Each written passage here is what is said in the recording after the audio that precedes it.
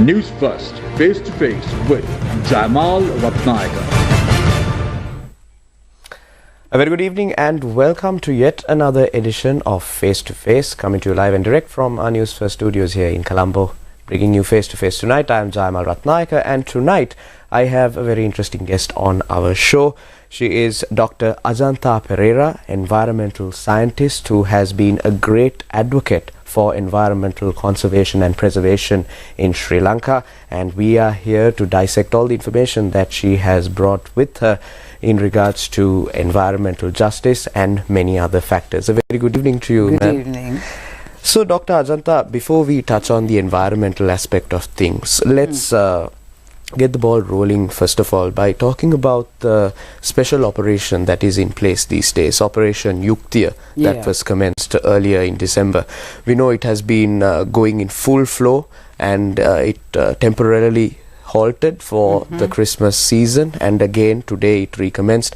Minister Tiran Nalas and the acting IGP have been hands-on in all of the operations and the measures that are being taken to curtail the drug menace in Sri Lanka, and also to eradicate underworld and organized crime in the country. In your opinion, Dr. Ajantha, do you think this will bear fruit and this will actually bring a tangible or a significant result to the drug menace in the country and also the underworld? And do you think that this is being done out of a certain ulterior motive? Talk to me about all of this. Yeah, so basically how I feel is, okay, drug is a menace. We need to stop it. Yes. We need to get rid of it. And in those terms, I totally agree with the minister that it's very, very important that we go ahead and do this. Certainly. But let me talk about also the repercussions of it. For example, now most of these drug dealers, the people who are actually selling the drugs, they make a lot of money. And they are also political party affiliated. Right. You know, they support elections. They support politicians. So, you see, during a session such as this, what could happen is that this particular political party, which is in power right now, they could take the drug dealers who are of the opposite parties. You know, they could take them into prison. They can charge them. So what would basically happen is that there is going to be a situation where there is, let's say, they will take these people in, and they will also ensure that those political parties are not being supported by these drug dealers. Yes. And they take them to prison. Okay, they are keeping them there. We need to also remember that next year is an election year. Yes. So they could be doing this as a pre-plan. Okay. Now what would happen is, if you take certain drug dealers out of the system, you are going to give the monopoly to those who are going to be existing in the country, who are untouched. Which is going to, once way, it's going to increase the price of the drugs. And the people who are dependent on the drugs, they're going to go to any extent to be able to buy those drugs. Right. So we are creating a situation in the country where the poor people who are also drug addicts, they will get into various crimes in order to obtain these drugs. So we are going to create a monopoly in the country among the drug dealers who are going to be left behind, who are not put behind bars. Because of impunity. So my question to Mr. Tiran Nalas is this. All of us know, all of us know who the big drug smugglers are. Yes, the big fish.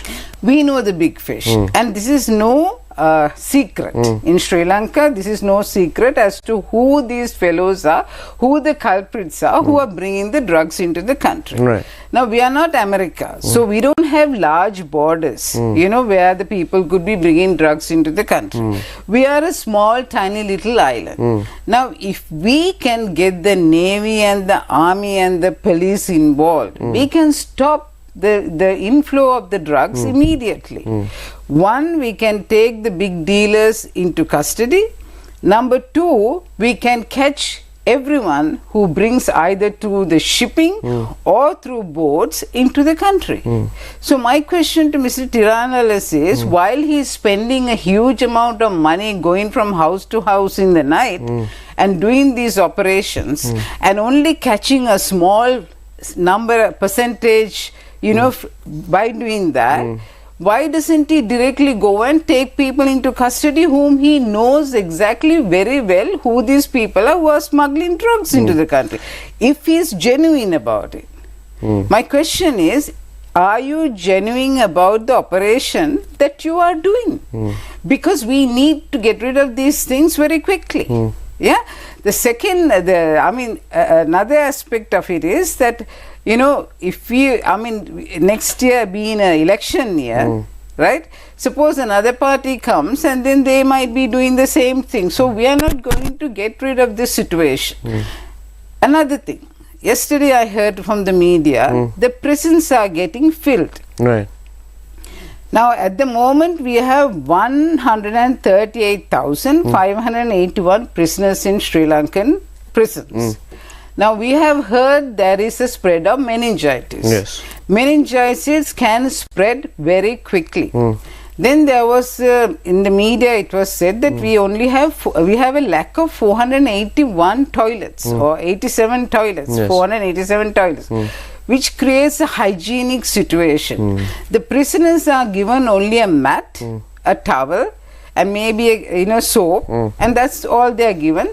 So how are you going to look after these aspects? Do we want to crowd the prisons? Overcrowd prisons. Is that the end of the situation? Are we going to get rid of drugs and all these things by crowding people? One of my friends who I know very well from from some of these social activities, he was put in prison. Right. And he was telling me that during the night, all what they do is they talk to each other about the crimes they've done. It's like a university for crimes. So there is no rehabilitation taking place. There's no rehabilitation. I was in Fiji Islands, and in Fiji Islands they call the prisons correction centers. Yes. That is where they take the people in order to correct them and bring them back to the society. Integrate them into society. So just by picking people, putting them into prison is not going to solve this thing. Another thing is, we do not even know who they are putting in prison because there is no list given, there is no transparency, everything is done that way. So this is why I have a feeling that maybe they are putting in prison people who are politically against them.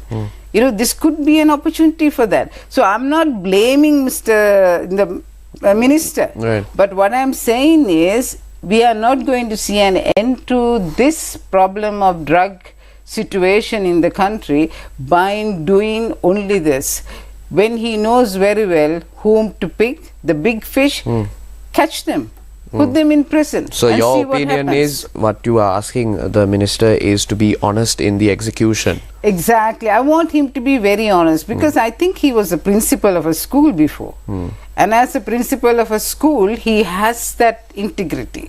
He needs to show to his children who are at school that he is an honest person. It's not about being a minister. It's about being a human being. Be honest in what you are doing. The Constitution says we need justice in the country, and that's all we are asking.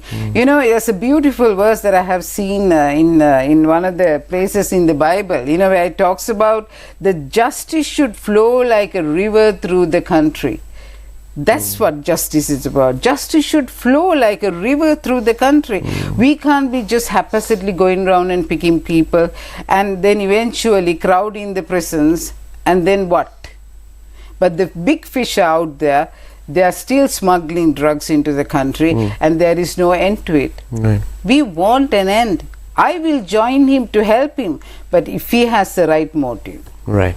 So from Operation Yuktya and the drug menace, we will move on to the more environmental aspects of our conversation. You are an environmental scientist. You have been very vocal about the environmental issues in Sri Lanka. We've seen you in many places when environmental disasters occur, especially in most recent history, the Express Pearl disaster. You were constantly in the site of the wreck. You were discussing with the authorities on how you can contribute and how the people can contribute. But although the Express Pearl seemed like an opportunity for Sri Lanka to get its environmental policies right and to compensate those whose lives were disrupted through the Express Pearl disaster, who were aggrieved, there seems to be no talk about compensation, ma'am. No, although I think there were several $1 million that were initially disbursed by the holding company, but thereafter, since the economic crisis and so on occurred in Sri Lanka, the subject or the topic of the Express Pearl has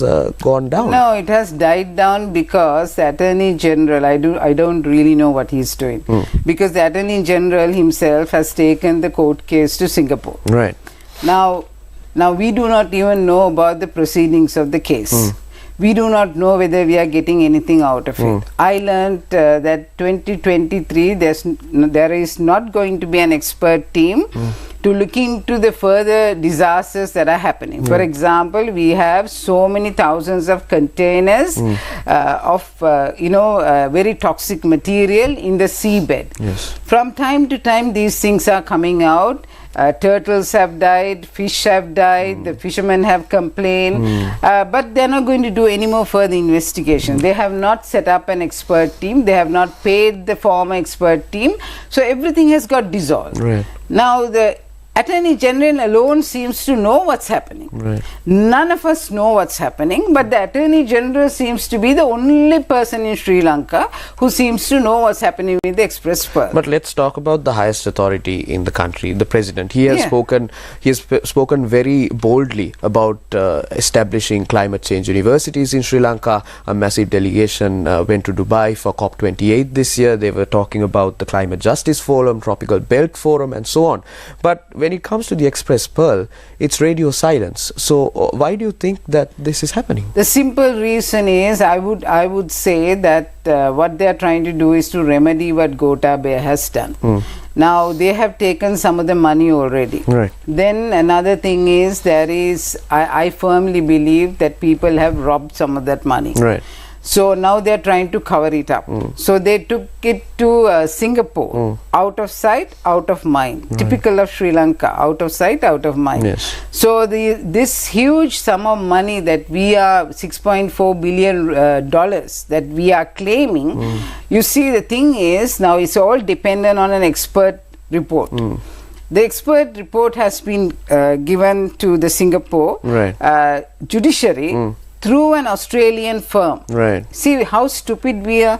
I mean, why do we have an intermediate Australian firm when our own people are capable of doing that? Now we have fundamental right cases in the Supreme Court. Yes. Mine is SCFR 184. Right. Now it is to be heard in March. Right. See how they drag it? They are dragging it and they are waiting for something to happen in Singapore. But nothing is going to happen in Singapore. We are not going to win that case. They will give us tiny little bits here and there. And it's so easy to please the officials of Sri Lanka. I'm so ashamed of that. You know, because I'm so ashamed how the MIPA from time to time say that they have got a few dollars.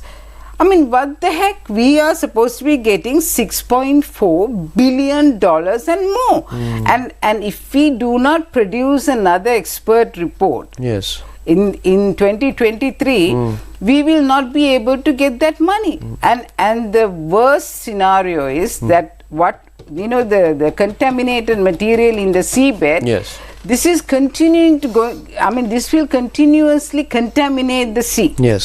And our productivity of the fishery will go down. We would not know that. We are not doing any experiments. We are because not it's doing a gradual it's cycle. a gradual thing. And people would not notice it. See, Nara, for example, there are so many scientists in Nara. I don't know whether they are sleeping or they are working.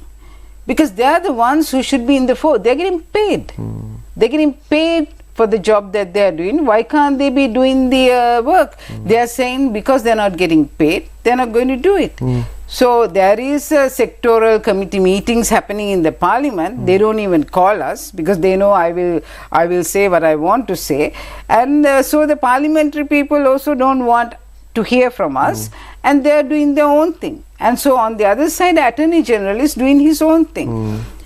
But one thing I can rest assure the people of Sri Lanka is, if we do not get the compensation that is due for Sri Lanka, then Gotabaya will pay for it, and the Attorney General will pay for it, and MIPA will pay for it. We have to make sure once and for all justice is done. Yes. We stand for justice. You see, Constitution is the supreme law of the country, and I abide by the Constitution. Every word that I'm speaking here is from the Constitution, the rights of the people, and that's what we are fighting for. I am not getting a cent. Yes. Even, I mean, I'm spending my money for the court case, Yes. and that I'm doing happily. Yes. But if we fail this case, Attorney General will definitely have to pay, Gotabaya will have to pay. Because as the famous saying goes, Dr. Perera, justice delayed is justice denied. And with each passing day, this is an incident that took place all the way in 2021, and now it's almost 2024. For nearly 2 years, there has been no talks. Yes, I understand there was a massive economic crisis. Just imagine talking about climate change, talking about resources, talking about putting up universities, talking about giving degrees, talking about being a role model for the whole world. What? I mean, for me, it's a shameful thing, because if we cannot get the compensation from Express Pearl, you know, very easily we can get that. But if we fail that, how are we going to set up a climate change university in Sri Lanka and say that we are the greatest environmentalists in the world? And that how we are we advocate going to for do that? environmental conservation. You know, how am I going to say that? And how am I going to, I mean, you know, it's a sad thing. We need to understand every word that comes out of our mouth as a hierarchy in this country must bear fruit, must be the honest truth. And that's why I'm challenging. That's why I said, Tiran Alas, do your job properly. Then we respect you. Right? Even Kalia Nabukalla's case in the immunoglobulin situation in the health sector. Now Chandra Gupta, who is the secretary, has been taken into prison. Custody, yes. Okay, he deserves it, because why did he keep quiet? Now, one thing we need to understand is, no minister, no Sri Lankan minister ever give in writing what to do to a secretary. No minister in Sri Lanka will ever give in writing what to do to his secretary. All what he does is, he'll call the secretary to his office and he'll say, you need to do this. And the poor secretary, I mean, I shouldn't say poor secretary, the secretaries are so gullible, they immediately, you know, start writing minutes. They write minutes exactly what the minister tells them. Then it gets passed on to the next one, eventually goes to the accountant. Accountant will issue the check. Right? Accountant will do the needful. And then the minister is free. He's not guilty. Yes. Now, I don't know, Mr. Kalia Nabukalla is saying that he has given letters to the 3 secretary. letters to the ministry. He has backdated the letters. He must have written them in the last few days, because when he is supposed to give a, you know, when he was called by the CID, or rather the CID went to see him, yes. You know, he must have then started writing those letters to cover up his mistakes. Right. So, Mr. Chandragupta is the only one who's going to be the guilty party. But I would say, if the president is going to be honest right now, and I think he's going to contest in the next election, right, then he needs to do an honest job. He should understand Mr. Kalia Nabukalla would not have given those letters to the secretary. They don't do that. No minister does that, because they only tell the secretary what to do verbally. Right. So talking about all of this, one thing that came to my mind is many of the issues in Sri Lanka that have arisen is due to the fact that there is a lack of national policies in the country. A national policy for education, a national policy for development or growth of the economy, a national policy for the environment. So since you are an environmental scientist, let's talk about the human-elephant conflict that has been a perennial issue for many citizens of our country. We saw a couple of years ago how the Hambantota Wild Elephant Management Reserve matter was being handled by the authorities, and there were many farmers who were engaged in a satyagraha for many days. But still, to date, there are people dying and elephants also dying, a national symbol of tourism and an attraction to our country. But there still seems to be no solution to the human-elephant conflict. So how important is a national policy, especially for environmental conservation, to conserve our ecosystems, our flora and fauna and so on? Tell me, Dr. Perera. Basically, the policies are in place. We have the National Environmental Act. Right. But the problem that we have is, even though we say that the forest should be looked after, no one should touch the forest. You see, when you have a forest, you have the interior of the forest where no one can go. Then you have a buffer zone around the forest in order for you to protect the interior. Exactly. Then you have right round about it a area where the people can go and they can build houses, they can do their little work, they can do their farming. But the interior of a forest you do not touch, because that is where what we leave for our next generations. That's how a forest management plan is drawn up. These are all in the policies, in the act, right?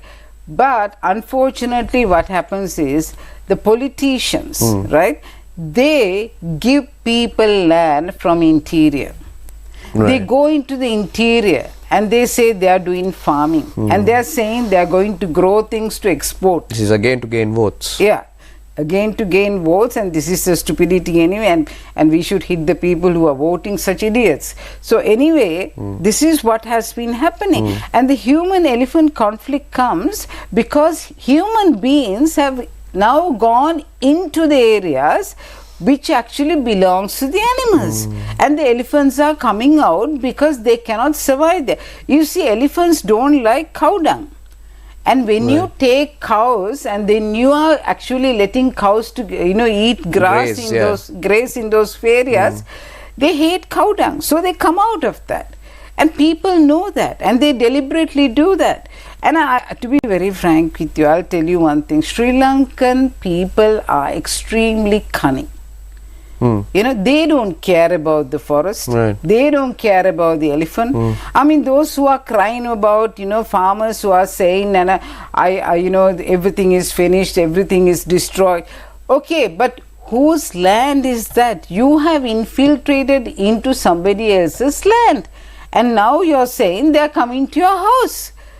So the fault lies with the politicians, and even Pavitra Vanyarachi knows. She knows what to do because it's laid down in the Wildlife Act.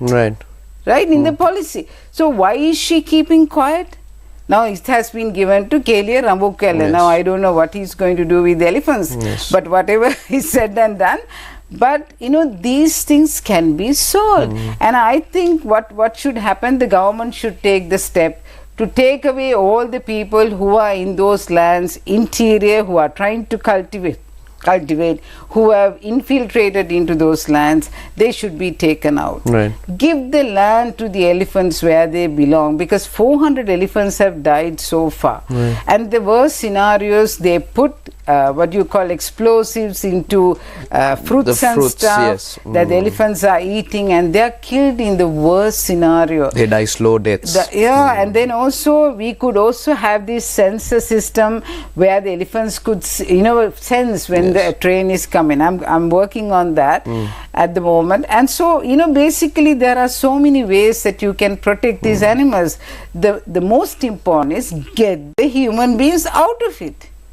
You have no right to give land to people to go and plant inside a forest cover. Forest is something that you do not touch. See, because it's natural for elephants or other animals to come in search of food when there is an abundance of food in a particular area. And they need to reproduce. They need to survive. They need to, they need to expand. Need to roam. Yes. And just like us, we need space. They also need space, and they have survived in our country. And I do not know why see, the thing is, most of our politicians are idiots now. I mean, to be very frank with you, they don't have brain power, and most of them are voted for their looks, or because they belong to a certain family, right?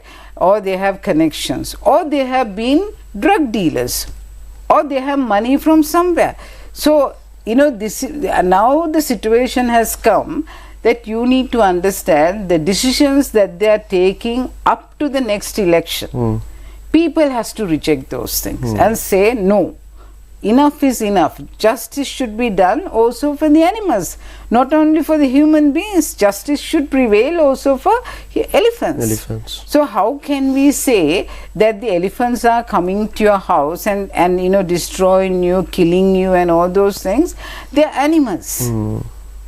So we need to understand that, and I think the best thing that the president can do is to get those farmers out of those fields, give them land somewhere else for cultivation, give them some land where there is no elephant conflict, or where there is no other, not near a forest, and maintain the forest management plans that are already in place. Simple as that. Then there won't be an human-elephant conflict. You need to start somewhere. And the other thing is, these are very brave decisions. Most of the people are not doing anything right now because they don't want to upset the farmers. Those are unpopular decisions. Yeah, because the next year is election year. So everybody is carrying the farmers and walking around and saying they are poor people. And no. You see, how you run a country is based on justice.